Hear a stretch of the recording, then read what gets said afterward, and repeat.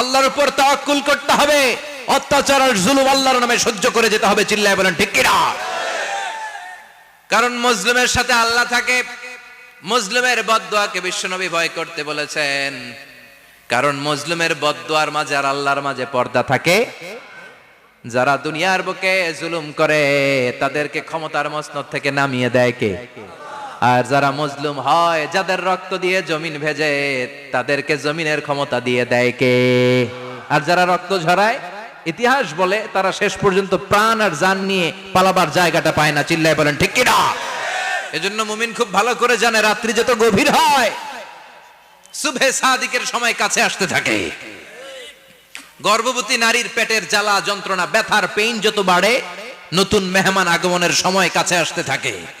তেমনি ইসলামের পক্ষের শক্তির উপর যদি অত্যাচার, অনাচার, স্টিম রোলার বেড়ে যায়, এটা প্রমাণ করে ইসলামের বিজয়ের সময় কাছে আসতে শুরু করেছে। চিল্লায় বলো ঠিক কিনা?